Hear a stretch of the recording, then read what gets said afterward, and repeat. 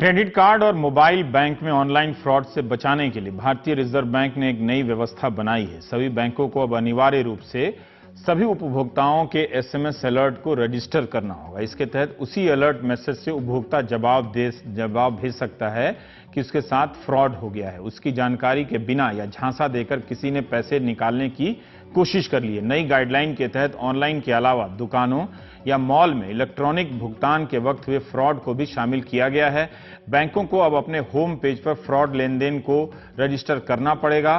Phone banking, SMS, email या call centre phone करके fraud की रिपोर्टिंग की जा सकती है, होती भी है। इस वक्त फ्रॉड होने की स्थिति में उपभोक्ता पर कोई बोझ नहीं होगा, बशर्ते उसकी तरफ से बैंक की गलती हो और तीसरी पार्टी की गलती हो, उसकी गलती ना हो, उसकी कोई देनदारी नहीं होगी। तब अगर बैंक की लापरवाही से फ्रॉड हुआ है तभी ये उसकी देनदारी नहीं होगी। अगर ऐसी किसी लेन देन में जिसमें बैंक की कोई भूमिका नहीं है, जैसे उसने अपना पासवर्ड किसी को दे दिया हो, तब ये बोझ उपभोक्ता पर आएगा। फिर भी उपभोक्ता को 3 दिन के भीतर बैंक को रिपोर्ट करना होगा। अगर उपभोक्ता ने गलती से भी किसी को पासवर्ड दिया है तब तो कुछ किया नहीं जा सकता। अगर आप जीएसटी के बारे में अब समझना चाहते हैं तो राजस्व सचिव हसमुख अधिया की मास्टर क्लास में जा सकते हैं। मास्टर क्लास 6 जुलाई से चालू है और 21 जुलाई तक चलने वाली है। दिल्ली के नेशनल मीडिया सेंटर में अधिया जी समझा रहे हैं, जिसका दूरदर्शन पर भी दिखाया जाता है। जिसे इस क्लास में उन्होंने बताया कि जो भी व्यापारी जिनका कारोबार 20 लाख से कम का है मगर वे दूसरे राज्य में अपना माल भेजते हैं, उन्हें जीएसटी के तहत पंजीकरण कराना होगा। ये क्लियर हो जाना चाहिए। ऐसी स्थिति में 20 लाख से कम टर्नओवर वाले कारोबार को मिली छूट उन पर लागू नहीं होगी, क्योंकि वो अपना माल दूसरे राज्य भेजते हैं। उन्होंने कहा कि यह बात गलत तरीके से फैलाई जा रही है कि कोई क्रेडिट कार्ड से बिल देता है तो वो 2 बार जीएसटी दे रहा है, 1 बार बिल पर और 1 बार क्रेडिट कार्ड के इस्तेमाल पर। एक ही बार जीएसटी देनी होगी। अगर कोई मैन्युफैक्चरर या कोई निर्माता अपने पुराने माल या नए माल पर नई दरों को नहीं लिखेगा तो उसे जीएसटी रूल के तहत जेल जाना पड़ सकता है। तो जेल यहां रेखांकित कर लीजिए। सरकार ने शुक्रवार को एक संशोधन के जरिए सुनिश्चित किया है कि जीएसटी के तहत जो नए दाम हैं वही लेने होंगे। पुराने दाम पर अब कोई सामान नहीं बिक सकता। 1 जनवरी 2018 से मॉल हो, सिनेमाघर हो और हवाई अड्डे में भी सॉफ्ट ड्रिंक, पानी वगैरह अब एक ही दाम पर मिलेंगे। अभी तक अलग अलग दाम, अलग अलग जगहों पर अलग अलग दाम होते थे। 30 जून से पहले के बिल पर जीएसटी लागू नहीं है। मान लीजिए कोई बिल जून में बना हो और उसका पेमेंट जुलाई में किया जा रहा हो तो उस पर पुराने नियम के हिसाब से टैक्स लगेगा, जीएसटी नहीं। उधर सूरत के कपड़ा व्यापारियों की 2 हफ्ते से हड़ताल चल रही है।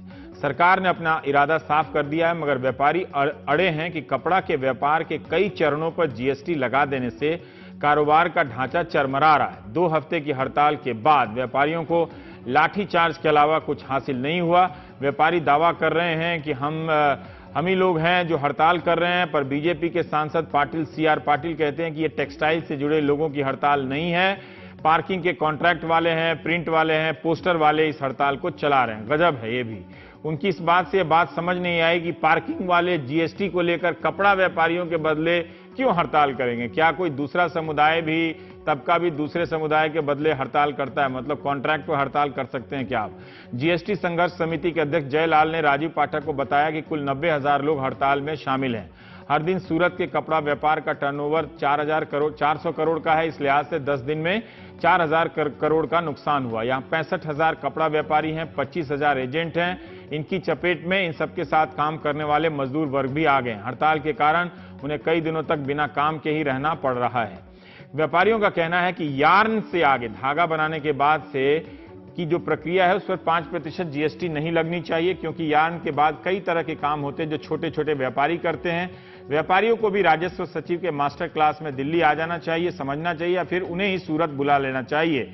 मास्टर क्लास के लिए संवाद भी हो जाएगा और लाठीचार्ज के गिले शिकवे भी दूर हो जाएंगे। सूरत के बाद जालंधर, यहां 1700 करोड़ का खेल सामानों का कारोबार है।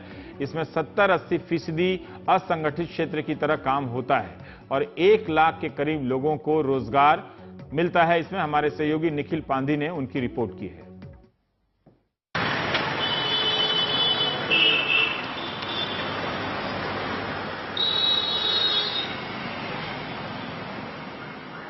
खेल का सामान बनाने से जुड़े ये कारोबारी जीएसटी से परेशान हैं। इनका सालाना कारोबार तकरीबन 1700 करोड़ के आसपास है। ये लोग देश के खेल सामान की 55% मांग पूरी करते हैं।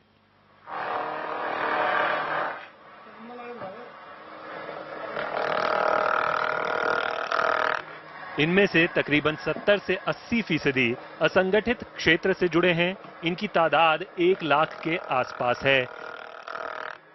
तो इनके लिए क्या मायने हैं जीएसटी के? इनके जैसे निर्माता जो कारोबारियों को क्रिकेट बैट सप्लाई करते हैं, उनका कहना है कि पिछले हफ्ते में प्रोडक्शन गिरा है। इससे जुड़ा हुआ मामला है बेरोजगारी का। 20 साल का अरविंद कुमार इसका उदाहरण है। मैं 20-25 बैट बनाता था, 200-250 का काम करता था, यानी कि अपना खा पी के जो 4000 रुपये बचा लेता था। इस जीएसटी की वजह से जब से जीएसटी लग गई, एक भी पैसे का काम नहीं हो रहा। हम बेरोजगारी हो गए, तो अब हम नौकरी हेर रहे हैं। कहीं नौकरी मिल जाएगी तो नौकरी कर लेंगे। कहते हैं पक्का बिल चाहिए, इस वजह से माल हम नहीं लेंगे। हमारी उतनी प्रॉफिट नहीं है कि हम पक्का बिल टैक्स भर पाएंगे। 250 में टैक्स देंगे कि अपना बचाएंगे, क्या क्या करेंगे। गैर सरकारी अनुमानों के मुताबिक शहर भर में इस तरह की तकरीबन 15,000 यूनिट हैं। जीएसटी से पहले पंजाब में खेल के सामान पर 6.05% टैक्स लगता था। जीएसटी के बाद खेल के सामान 12 से 28% टैक्स के दायरे में आ गए हैं। यानी क्रिकेट बैट, फुटबॉल, टेनिस के रैकेट पर 12%, हेलमेट जैसे सामान पर 18%, योगा मैट समेत फिटनेस के सामानों पर 28% टैक्स लग रहा है। जीएसटी की वजह से शहर के तकरीबन 500 छोटे और मध्यम दर्जे के कारोबारियों के मन में असुरक्षा की भावना घर कर गई है। और उल्टा सरकार ने हम पे बहुत बड़ा बोझ लाद दिया। जीएसटी में 5.5% टैक्स वाली आइटम जो हैं उसको 12, 18 और 28% के स्लैब में डाल दिया। देखिए, वन नेशन वन टैक्स वाली बात तो रही नहीं है। जीएसटी जो लागू किया गया है, ये बहुत जल्दबाजी वाला फैसला है सरकार का। एक पासे वो कहते स्पोर्ट्स ਨੂੰ प्रमोट करना ਤੇ स्पोर्ट्स ਦਾ 28% टैक्स लग्जरी 'ਚ ਲੈ ਗਏ ਨੇ ਉਹਨੂੰ, फिटनेस ਨੂੰ। स्पोर्ट्स बंदा फिट रहेगा तो स्पोर्ट्स खेलेगा। लेकिन बड़े उद्योग जीएसटी को दूसरी तरह से देख रहे हैं।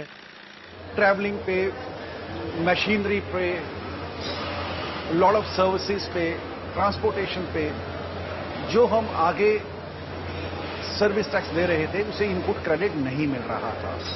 इन अ वे वो बिजनेस के लिए लॉस था। अब नए सिस्टम में वो हमें सब कुछ गेन होगा। This is not a loss, this is a gain. बड़े उत्पादकों का कहना है कि जीएसटी से आने वाली प्रारंभिक परेशानियों पर काबू पाया जा सकता है, पर जालंधर के बहुमत लघु और असंगठित छोटे स्पोर्ट्स फूड इंडस्ट्री मैन्युफैक्चरर्स के लिए ऐसा कहना मुश्किल होगा। इस विशाल टैक्स रिफॉर्म के एक हफ्ते बाद आखिर आम उत्पादक और व्यापारी कितना आश्वस्त है? जालंधर में अश्विनी मल्होत्रा और अर्पित जायसवाल के साथ निखिल पांधी, एनडीटीवी इंडिया।